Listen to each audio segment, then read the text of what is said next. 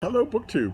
Matthew at Mayberry Book Club and I have been doing a little book club for two for months now and having a great time, bouncing all around, reading all kinds of stuff. But we've developed, even in this little time for the Mayberry Book Club, we have developed a bit of a tradition. And one of those traditions is reading graphic novels. And we're going back to that tradition in September. We are right now reading the Odyssey in the Robert Fagles translation. Having a blast, always great to do. And we've decided for September to read a graphic novel. We are going to Kingdom Come.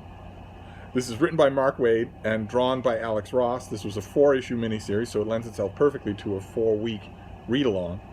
And it is a full-color meditation, sort of a what-if story about a possible future in the DC universe. That's Superman, Batman, Wonder Woman, The Flash, that sort of thing. You actually see those heroes on this spread of a cover. It's a bit of a mess of a cover. This is actually my Surly Houseboys copy. Now, I, to my horror, realized just today that I can't seem to find my copy. And I bet that's because I don't have one. I bet that's because I really wanted to send somebody a bunch of graphic novels and sent them that in addition without counting, without checking to see if I had other copies. I appear not to own a copy of this in physical, in a print version. And that's a bit of a shame. I used to have a hardcover of this that was really nice. I really liked it.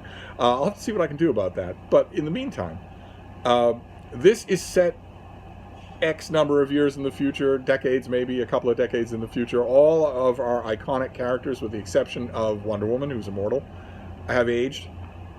Superman is older, as gray at the temples. Batman is very old. All of the heroes and villains are older, except for the ones that, for some reason or other, time has not touched. One of those is Wonder Woman. Another one of those, as you can see on this cover, is Captain Marvel. Not Brie Larson, not Marvel's Captain Marvel, but the actual Captain Marvel, Billy Batson, the character that he turns into, who now, for legal reasons, has to be referred to in the movies as Shazam. But for a long, long time, including during the World War II era and immediately afterwards, when Captain Marvel was the best-selling superhero of them all, Shazam was merely the magic word that Billy Batson said in order to transform into the character called Captain Marvel. All of those characters come back here. Suddenly, this is a future story, so it's not just them, it's also younger heroes and villains that have followed in their wake. And this miniseries not only tells us an epic storyline about what happens when all of these characters come out of retirement all at the same time, it also fleshes us in on what has taken place in between, what caused the world to be the way it was, the way it is when we find it when this series starts. It's gripping reading.